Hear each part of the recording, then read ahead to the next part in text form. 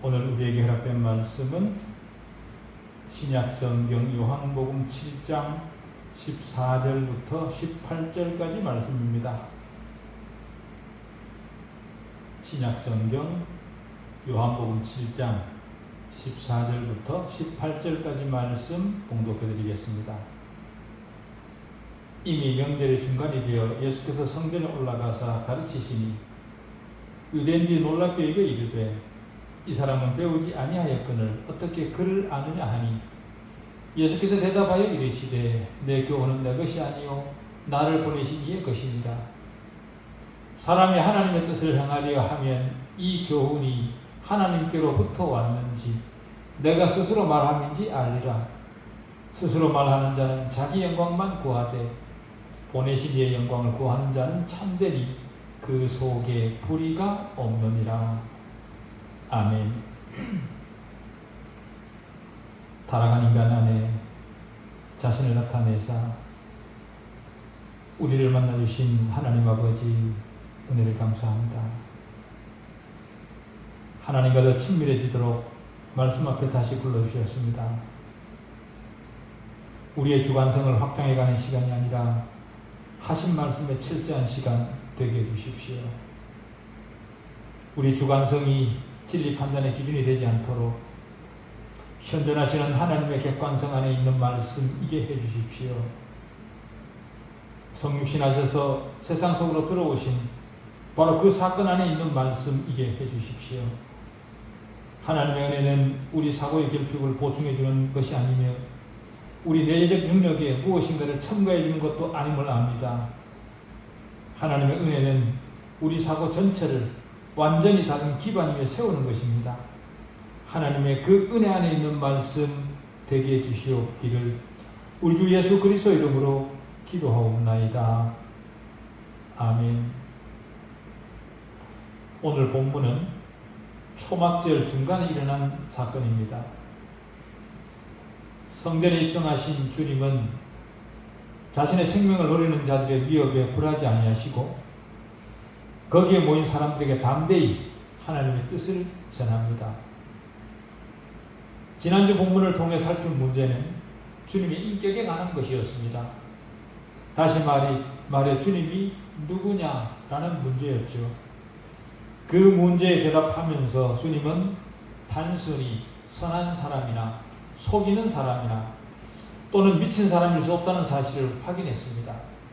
그렇기 때문에 주님은 하나님이 틀림없다라는 결론도 내렸죠.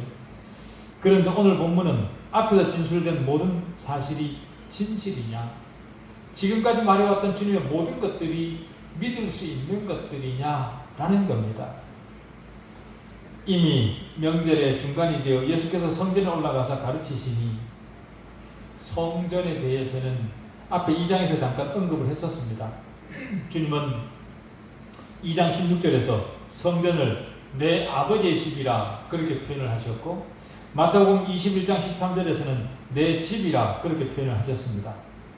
하나님과 자신을 동등시 하신 주님이십니다.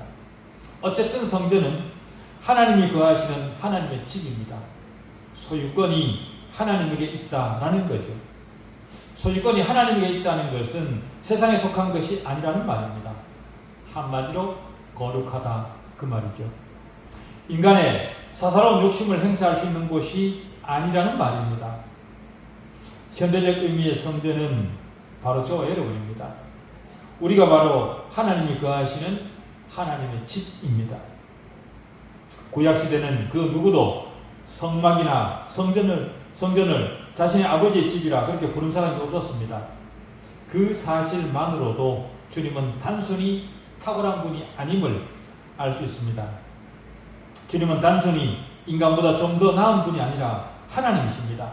그런 분이 자신의 집에 들어가신 것은 너무도 당연하죠. 자기가 자기 집에 들어가는 것보다 더 자연스러운 행동이 어디 있겠습니까? 그리고 자신의 집을 정화하고 자신의 집을 지키고 보호하는 것은 너무도 당연합니다. 그래서 주님은 아버지 집에 변호사이셨습니다. 5장 14절에서는 성전에서 병자를 고치시는 주님을 만날 수 있었습니다. 그런데 오늘 본문에서는 성전에서 가르치시는 주님을 만납니다. 유대인들이 놀랍게 여겨 이르되 이 사람은 배우지 아니하였거늘 어떻게 그를 아느냐 하니 예수께서 대답하여 이르시되 내 교훈은 내 것이 아니요 나를 보내신 이의 것이니라. 주님이 군중들로부터 떠나 숨어 계실 때는 사람들이 주님에 대해 던지는 의문들이 주님의 인격에 관한 것이었습니다. 그러나 성전에서 가르치기 시작하시자 유대인들이 놀랍니다. 이 사람이 누구냐는 겁니다. 우리가 알기로 그를 배운 적이 없는 사람인데 어떻게 진리를 가르칠 수 있냐라는 거죠. 그래서 그들은 놀랐습니다. 주님이 드러나지 않으셨을 때는 초라한 한 인간으로 사람들 눈에 비춰지셨지만 드러나시자 사람들의 눈이 희둥그레해집니다. 그들이 그렇게 놀란 이유는 주님께서 하시는 말씀이 놀라웠던 겁니다. 사람들은 주님의 가르침 같은 것을 들어본 적이 없었습니다. 랍비 학교에서 공부도 하지 않았던 그런 사람에게서 그런 가르침이 나온다는 것은 그들로서는 상상할 수도 없었던 것들이죠. 틀에 박힌 랍비 학교 공부 내용이 아니라 구약 성경에 그런 내용이 들어있으리라고는 상상도 못했던 내용을 가르치신 겁니다. 그렇기 때문에 주님의 가르침은 청중들의 양심과 마음에 엄중하게 적용되고 그들의 가슴을 때렸을 겁니다. 그야말로 유대인들은 충격을 받은 겁니다. 그렇기 때문에 유대인들이 주님을 놀라게 여긴 거죠. 주님을 놀랍게 여겼다는 표현 속에는 지금까지 가르쳐오지 못했던 혁신적이고 새로운 인식을 가지게 하는 성경 내용이었을 겁니다. 현대도 이런 부분에서 아쉬움이 많습니다. 현대교회에서 가르쳐지는 것들과 설교들은 앞부분 몇 마디만 들어보면 너무도 뻔해서 그 끝이 보입니다. 하나님과 예수 그리스도에 관한 참된 지식은 빠진 채로 자신들도 지키지 못할 처세를 위한 교훈들만 가득히 나열됩니다. 성경이 말하고 있는 것을 제대로 정확히 말하면 분명 성경에 기록된 진리임에도 불구하고 진리에 무지한 그리스도인들에게는 새로운 것인 것처럼 그렇게 들립니다.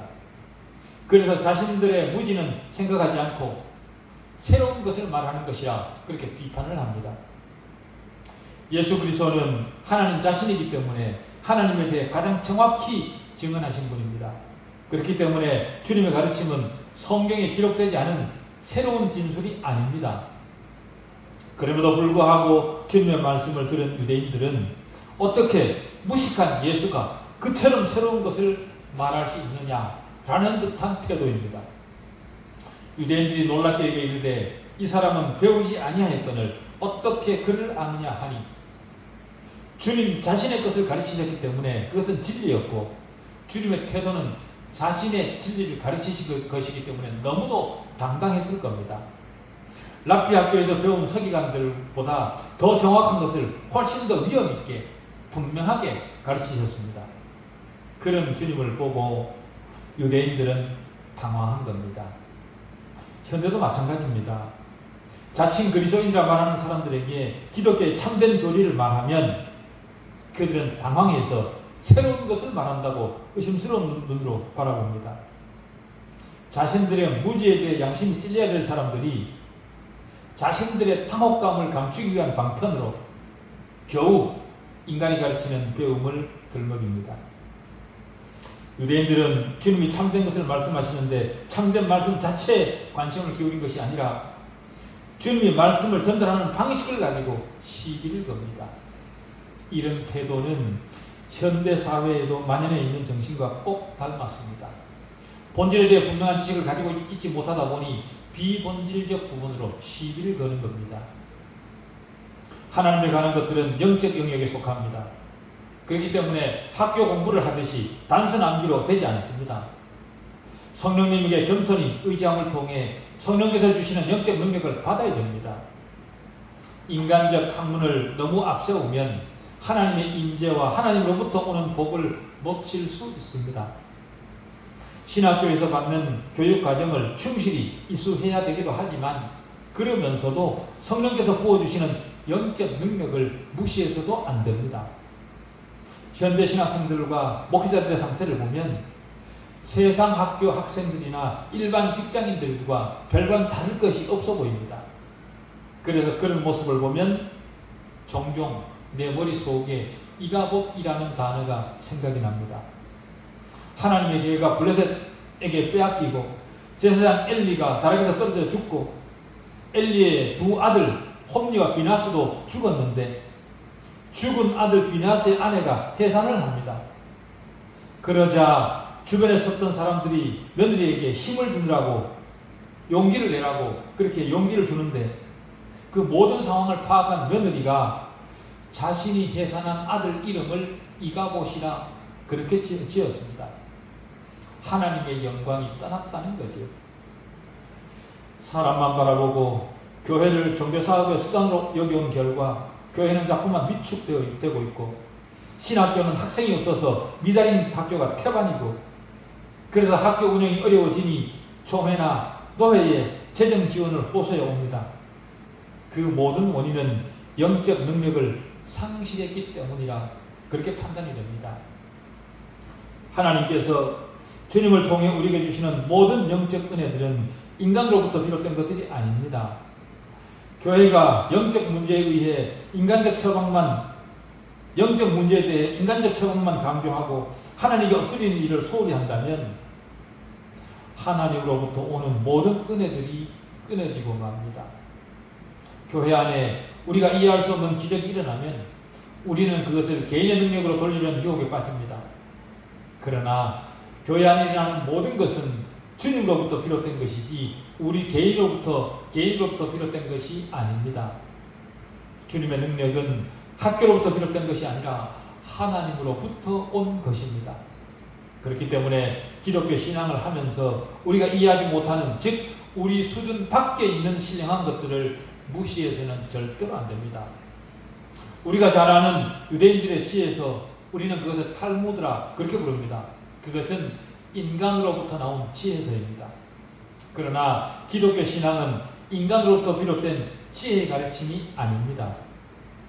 사람의 교훈과 하나님의 계시 사이에는 도저히 건널 수 없는 깊은 구름이 있습니다. 이 둘은 공통점이 없습니다. 오히려 서로 반대입니다. 이 세상과 하나님의 복음과는 단절입니다. 그렇기 때문에 모든 영적인 일에는 하나님의 자기 계시인 성경이 그 기준이 되어야 됩니다. 우리는 사람에게서 나온 그 어떤 가르침도 맹목적으로 따라가면 안 됩니다. 그래서 이사야서 55장 8절에서 하나님은 내 생각은 너희 생각과 다르며 내 길은 너희 길과 다르다 그렇게 하셨습니다. 그렇습니다. 모든 영적 문제에 대해 가르치신 하나님의 말씀과 세상의 교훈을 비교해 보십시오. 그 차이가 완전히 뚜렷합니다. 그렇다 보니 세상은 하나님을 싫어합니다. 왜냐하면 자신들의 생각에 하나님이 동의하지 않기 때문에 그렇습니다. 그래서 세상은 어떻게 하든 하나님의 개념을 축소시키려 합니다. 하나님을 하나의 인형으로 취급하기도 하고 원동력이라 그렇게 보기도 합니다. 하나님에 대한 세상의 모든 개념 속에 깔려있는 사상은 하나님은 이 세상의 삶 속에 특별하게 관여하지 않는다는 거죠. 또 하나님께서 살아계신다고 하더라도 관여하는 방식이 공정하지 않다는 겁니다. 공정하지 않으니 나는 내 방식대로 살아가겠다는 거죠. 그러나 주님의 가르침에 따르면 하나님은 영원과 그 모든 시간의 역사를 주관하시는 거룩하시고 주권적인 하나님이십니다. 그 하나님은 창세부터 세상을 계획하셨습니다. 하나님의 완벽한 계획에 따라 모든 일이 진행되고 역사되고 보존되고 유지되고 있는 겁니다. 지금 우리 삶을 주관하시고 지금도 우리 역사를 인도하시는 보이지 않는 하나님이시죠. 타락한 인류를 구원하시기 위해 자신의 독생하신 아들의 인격을 통해 세상에 오셨습니다. 부단히 간섭하셔서 사람을 구원하심으로 자신의 은혜를 나타내십니다. 더구나 어느 때가 되면 하나님은 가장 의롭고 최종적인 판단을 내리실 겁니다. 우리는 하나님의 그 최종적 판단을 준비하는 자들이고 기다리는 자들입니다. 우리가 준비하는 하나님의 최종적 판단은 성경이 바로 그 기준이죠. 성경이 무엇입니까? 많은 사람들은 성경을 정의하기를 이렇게 얘기를 합니다. 성경은 하나님을 추구하는 사람의 노력을 기록해 놓은 인간의 진술이고 하나님에 대한 사람의 관점을 기록해 놓은 것이라 그렇게 정의를 해줍니다. 그러나 성경에 의하면 성경은 사람에 관한 하나님의 말씀이고 타락한 인간에게 주신 하나님의 말씀입니다. 인간의 말이 아니라 하나님의 말씀이라, 인간이 하나님에 대해 기록한 것이 아니라 하나님이 인간에 대해 기록한 것이라, 그것이 바로 성경이라 성경은 그렇게 정의합니다. 성경의 기원이 인간으로부터 비롯되었습니까? 만약 그렇다면 성경은 별로 중요한 것이 못 됩니다. 아니면 하나님에게 그 기원이, 성경의 기원이 있습니까?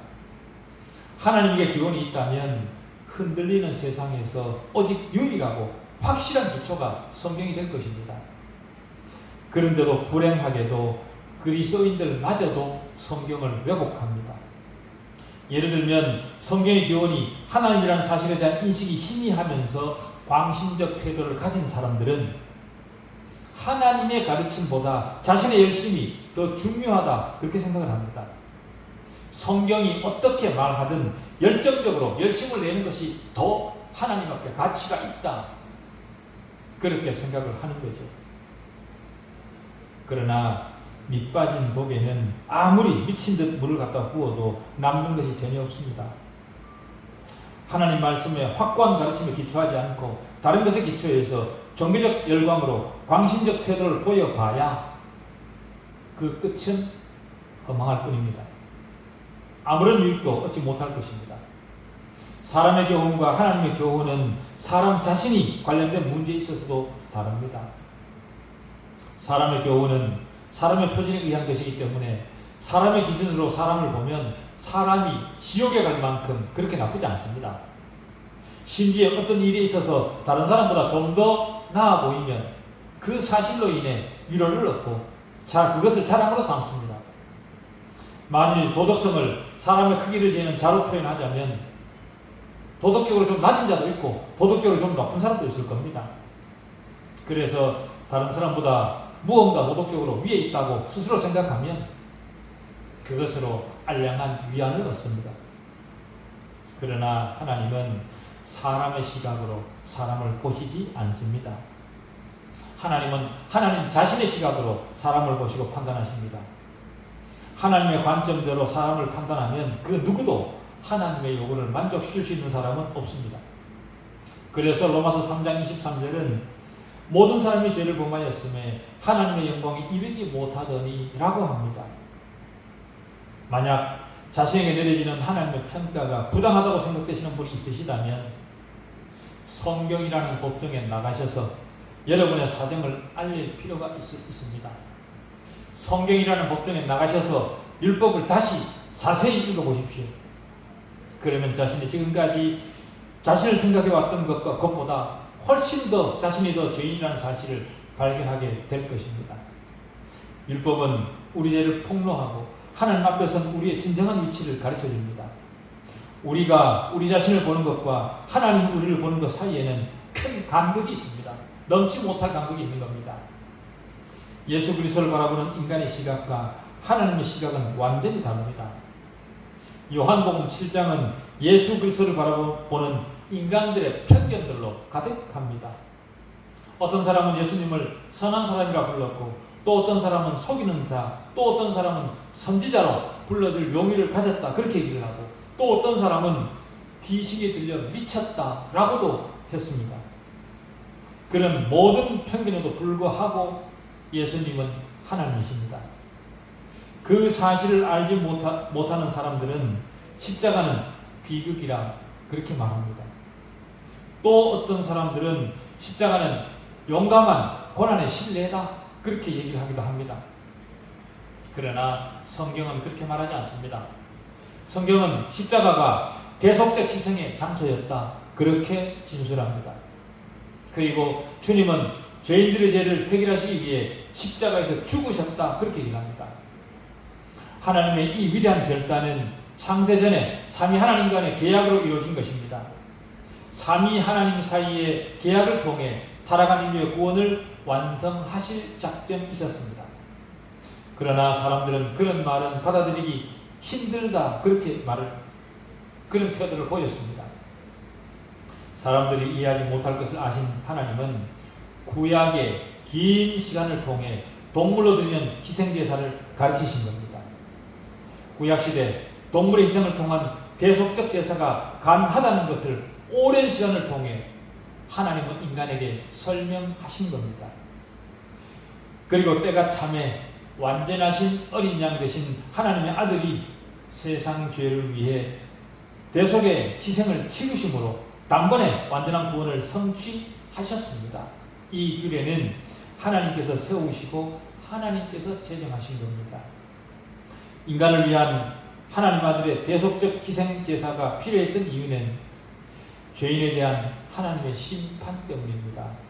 그럼에도 무지한 사람들은 하나님의 심판을 비웃어버립니다.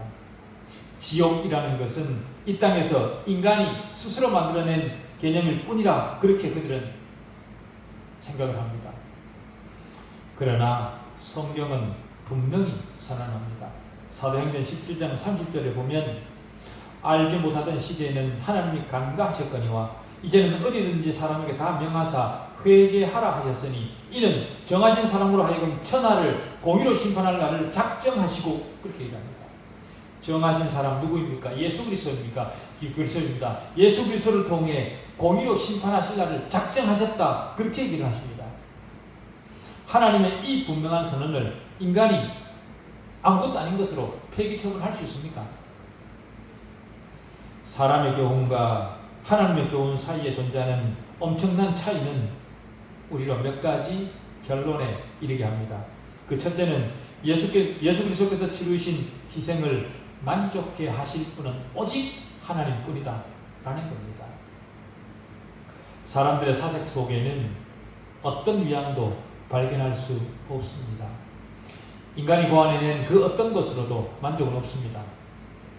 인간의 이론은 죽음의 순간에 아무런 위로도 대책도 희망도 되지 못합니다. 우리 인간의 죽음의 순간에 오직 하나님의 진리만 우리를 견고하게 붙들고 계실 뿐입니다. 그렇기 때문에 하나님의 가르침이 인간인 우리가 보기에 불합리한 것처럼 보인다 할지라도 우리는 하나님의 가르침만 확신할 수 있다는 두 번째 결론을 얻게 됩니다. 하나님의 가르침을 어떻게 확신할 수 있습니까? 하나님께 복종할 용의를 가지고 참된 교훈이 인도하는 방향대로 따르면 문제의 열쇠를 얻을 수 있습니다. 그래서 17절은 하나님의 뜻을 행하기로 결심한다면 이 교훈이 하나님께로서 왔는지 내가 스스로 말함인지 알리라 그렇게 말씀하신 겁니다. 하나님은 호기심을 만족시키기 위해서만 영적인 일들을 보증하시지 않습니다. 하나님은 진리를 따라 살지 않는 사람들에게 하나님에 관한 진리를 가르쳐주지 않습니다. 그러나 진리를 따라 살겠다는 마음이 있는 사람에게는 하나님은 하나님의 진리를 그에게 열어 보여주십니다. 자신의 죄를 인식하는 사람은 하나님에게 매달리게 되어 있습니다. 그리스도 안에 있는 사람의 전도를 듣고 받아들이는 사람은 무릎 꿇고 하나님과 예수 그리스도에 대한 진리를 자신에게 열어 보여달라고 하나님께 기도할 수밖에 없도록 되어 있습니다. 그런 사람은 성경을 세심하게 읽기 시작을 할 것입니다. 그렇게 하면 성경을 읽기 시작하면 하나님은 성경 속에서 살아 역사하셔서 그 사람에게 사람의 말로 표현할 수 없는 사람의 말로 설명할 수 없는 변화를 그 사람 안에 일으키시고 예수 그리스도가 하나님의 아들이시고 자신의 죄를 해결하시기 위해 십자가에 달리셨다는 사실을 고백하게 하시고 교회의 일원이 되게 하시고 그래서 하나님을 예배하는 그런 사람으로 하나님께서 부르십니다. 몇 살 전까지만 해도 성경은 엉터리라 그렇게 말했던 사람도 갑자기 돌변할 수 있습니다. 하나님의 진리대로 나아가겠다는 마음이 없는 사람에게는 아무런 변화도 일어나지 않죠. 그러나 하나님을 향해 마음을 열면 이전까지 그가 어떤 삶을 살았을지라도 하나님은 두 팔 벌려 그를 환영해 주십니다. 하나님의 진리는 인간이 세상을 살면서 만날 수 있는 가장 소중한 진리입니다. 그 소중한 진리를 붙들고 우리가 허락된 남은 시간을 꿋꿋이 걸어내시는 남은 신앙 되셨으면 좋겠습니다. 기도하시겠습니다.